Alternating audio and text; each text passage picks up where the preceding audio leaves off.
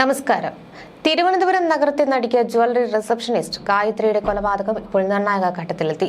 2022 March 7 മുതൽ റിമാൻഡിൽ കഴിയുന്ന കൊല്ലം പരവൂർ സ്വദേശിയും മുൻ ജ്വല്ലറി ഡ്രൈവറുമായ പ്രവീൺ ആണ് ഇത്തരത്തിൽ കേസിലെ പ്രതി. ഗായത്രിയുമായുള്ള ബന്ധം വഷളായതും വിവാഹ വാഗ്ദാനത്തെ ചൊല്ലിയുണ്ടായ തർക്കവുമാണ് കൊലപാതകത്തിൽ കലാശിച്ചതെന്ന് അന്വേഷണ റിപ്പോർട്ടുകളിൽ വ്യക്തമാക്കുന്നു. 24-കാരിയായ ഗായത്രി തമ്പാനൂരിലെ ലോഡ്ജ് മുറിയിൽ ഷാളുകൊണ്ട് കഴുത്തുമുറിക്കാണ് കൊല ചെയ്യപ്പെട്ടത്. ലോഡ്ജ് ജീവനക്കാരാണ് ഇത്തരത്തിൽ രാത്രി 12:30-ഓടെ മൃതദേഹം കണ്ടെത്തിയത്. വിവാഹിതനും 2 മക്കളുടെ പിതാവുമായ പ്രവീൺ ഗായത്രിയുമായി ഒളിച്ചോടി വിവാഹിതരാവുകയായിരുന്നുവെന്നാണ് പിന്നീട് പുറത്തുവന്ന റിപ്പോർട്ട്. എന്നാൽ പ്രവീൺ ആദ്യ ഭാര്യയുമായി ബന്ധം തുടർന്നതും ഭാര്യ വീണ്ടും ഗർഭിണിയായതും തർക്കം രൂക്ഷമാക്കി. ഇതിന് പിന്നാലെയാണ് കൊലപാതകത്തിലേക്ക് കാര്യങ്ങൾ വഴിമാറിയത്. കേസിൽ പ്രതിയായ മുൻ സ്വകാര്യ ബസ് കണ്ടക്ടറായ ജ്വല്ലറി ഡ്രൈവർ പ്രവീണിന്റെ ശിക്ഷാവിധി ജില്ലാ കോടതി പ്രഖ്യാപിച്ചിരിക്കുകയാണ്. പ്രതി പ്രവീണിന് ജീവപര്യന്തം കഠിന തടവ് ശിക്ഷയാണ് വിധിച്ചിരിക്കുന്നത്. 1 ലക്ഷം രൂപ പിഴയും ഒടുക്കണമെന്നാണ് വിധി വന്നിരിക്കുന്നത്. 2022 മാർച്ച് 7 മുതൽ ഇരുമ്പഴിക്കുള്ളിൽ കഴിയുന്ന പ്രവീണിന്റെ ജാമ്യ ഹർജി പ്രിൻസിപ്പൽ ജില്ലാ സെഷൻസ് കോടതി തള്ളിയിരുന്നു. 2022 മാർച്ച് 7 മുതൽ റിമാൻഡിൽ കഴിയുന്ന പ്രതി കൊല്ലം പരവൂർ കോട്ടപ്പുറം ചെമ്പൻതൊടിയിൽ പ്രവീൺ എന്ന 31-കാരൻ ഇയാൾ വിചാരണ നേരിടുകയായിരുന്നു. ജ്വല്ലറി ഡ്രൈവറായിരുന്നു. ജ്വല്ലറി റിസപ്ഷനിസ്റ്റും ജിംനേഷ്യം ട്രെയിനറും അവിവാഹിതയുമായ കാട്ടാക്കട വീരണകാവ് അരുവിക്കുഴി പുതിയ പാലത്തിന് സമീപം മൂരിക്കര ഏഴാമുഴി മഹിതം വീട്ടിൽ 24-കാരിയായ ഗായത്രിയാണ് കൊല്ലപ്പെട്ടത്. പ്രവീണിന്റെ ആദ്യ വിവാഹബന്ധം വേർപെടുത്തിയ ശേഷം കൂടെ കൂട്ടാമെന്ന ഈ പ്രവീൺ വാഗ്ദാനം ചെയ്യുകയായിരുന്നു.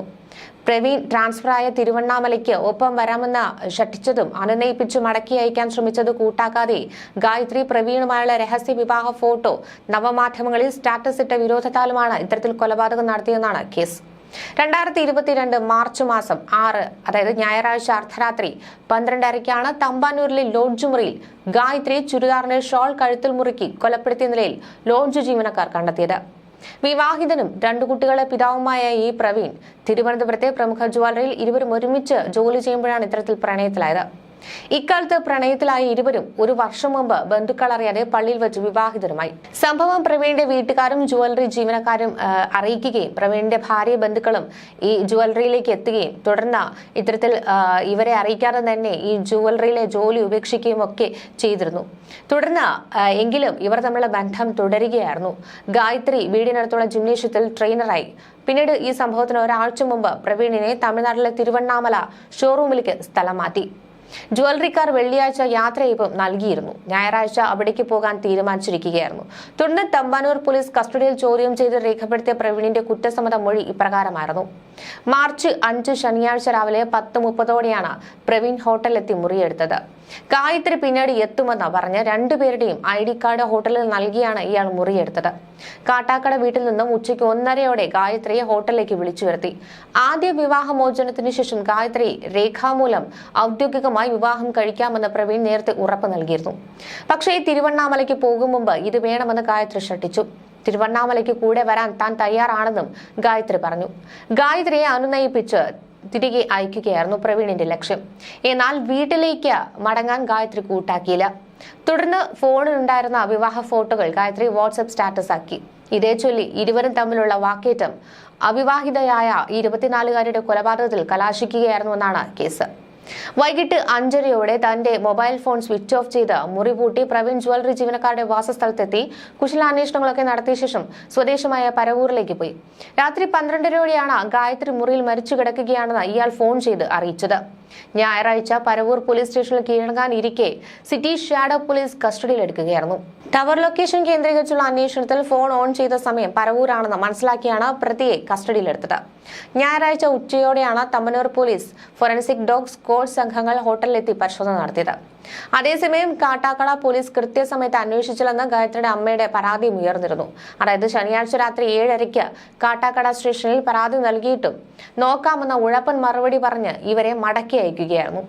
മകളെ കാണാനില്ലെന്നും ഫോണിൽ വിളിച്ചപ്പോൾ ഭീഷണിയുടെ സ്വരത്തിൽ ഒരു യുവാവ് സംസാരിച്ചെന്നും മകൾക്ക് ഫോൺ കൈമാറുവാൻ ആവശ്യപ്പെട്ടിട്ടും ചെയ്തില്ലെന്നും കാട്ടി ഗായത്രിയുടെ അമ്മ പരാതി നൽകിയിട്ടും അന്വേഷിച്ചില്ല എന്നാണ് ആരോപണം. കുഞ്ഞിന് എന്തോ അപകടം പറ്റിയിട്ടുണ്ടെന്നും മകളെ കണ്ടെത്തണമെന്നും ആവശ്യപ്പെട്ടാണ് അമ്മയും വിധവയുമായ സുജാതയും വിദ്യാർത്ഥിനിയായ മകളും പോലീസിനെ സമീപിച്ചിരുന്നത്. തുടർന്ന് ഈ ശനിയാഴ്ച വൈകിട്ട് മകളുടെ മൊബൈൽ ഫോണിൽ വിളിച്ചപ്പോൾ എടുത്തത് പ്രവീണായിരുന്നു. 3 തവണ വിളിച്ച് ആവശ്യപ്പെട്ടുവെങ്കിലും മകൾക്ക് ഫോൺ കൈമാറിയില്ല. പിന്നീട് വിളിച്ചപ്പോൾ സ്വിച്ച് ഓഫ് ആണ് എന്ന മറുപടിയാണ് കേട്ടതെന്നും ഗായത്രിയുടെ അമ്മ പറയുന്നു. പലതവണ തങ്ങൾ ഇടപെട്ട് ഈ ബന്ധത്തിൽ നിന്ന് പിന്മാറണമെന്ന് പ്രവീണിനോട് ആവശ്യപ്പെട്ടു. അപ്പോഴൊക്കെ വിവാഹബന്ധം ഏർപ്പെടുത്തുകയാണെന്നും ഉടൻ ഗായത്രി വിവാഹം കഴിക്കാമെന്നുമൊക്കെ ഇയാൾ വാഗ്ദാനം ചെയ്യുന്നു. ഇതിനിടെ ആദ്യ ഭാര്യയുമായി ദാമ്പത്യ ബന്ധം വീണ്ടും തുടരുകയും അവർ ഗർഭിണിയാണെന്നും അറിഞ്ഞതോടെ ഇയാളുമായി ഇടപഴകുന്നതിൽ നിന്ന് ഗായത്രിയെ കർശനമായി വിലക്കി. ശനിയാഴ്ച ഉച്ചയോടെ ഇത്തരത്തിൽ സർട്ടിഫിക്കറ്റ് അറ്റസ്റ്റ് ചെയ്യാൻ പോവുകയാണെന്ന് പറഞ്ഞാണ് ഗായത്രി വീട്ടിൽ നിന്ന് ഇറങ്ങിയത്. കാണാതായപ്പോഴാണ് 3 മണിയോടെ മൊബൈലിലേക്ക് ഫോൺ വിളിച്ചത്. വൈകിട്ടോടെ വിവാഹിതയായതായുള്ള ഒരു ചിത്രം ഇവരുടെ സാമൂഹിക മാധ്യമ അക്കൗണ്ടിൽ കണ്ടതോടെ സുജാതയും ഇളയ മകളും ചേർന്ന് വീണ്ടും ഗായത്രിയുടെ ഫോണിലേക്ക് വിളിച്ചു. 5 മണിയോടെ ഫോൺ എടുത്തു. താൻ പ്രവീൺ ആണെന്നും ഗായത്രി തനിക്കൊപ്പം ഉണ്ടെന്നും അറിയിച്ച് ഭീഷണി സ്വരത്തിൽ അമ്മയോടും സഹോദരിയോടും പ്രവീൺ സംസാരിച്ചു. ഗായത്രിക്ക് ഫോൺ നൽകണമെന്ന അമ്മയുടെ ആവശ്യത്തിന് മറുപടി നൽകാതെ ഫോൺ സ്വിച്ച് ഓഫ് ആക്കുകയായിരുന്നു. പഠിക്കാൻ മിടുക്കിയായ അനിയത്തിയെ ഇനിയും പഠിപ്പിക്കണമെന്ന ആഗ്രഹത്തിലാണ് ബിരുദം നേടിയതോടെ പഠനം അവസാനിപ്പിച്ച് ഗായത്രി ജ്വല്ലറി ജോലിക്കായി കയറിയത്. കുടുംബത്തിന്റെ ഏക ആശ്രയമായിരുന്ന അച്ഛൻ മാരിയപ്പൻ 11 വർഷങ്ങൾക്ക് മുൻപ് മരിച്ചതോടെ ഹോട്ടലുകളിൽ ജോലി ചെയ്തായിരുന്നു അമ്മ സുജാത 2 പെൺമക്കളെ വളർത്തിയത്. ഏറെക്കാലം സ്വകാര്യ ബസ് കണ്ടക്ടറായി ജോലി ചെയ്യുമ്പോൾ പ്രവീൺ ഒഴുകുപാറ മുതലക്കുളത്തുള്ള യുവതിയെ പ്രണയിച്ച് വിവാഹം കഴിക്കുകയായിരുന്നു. ഈ ബന്ധത്തിലാണ് 5ഉം 6ഉം മാസം പ്രായമുള്ള മക്കളുള്ളത്. ഇതിനിടയിലാണ് ഈ ജ്വല്ലറി ഡ്രൈവറായി ജോലിക്ക് കയറിയതും.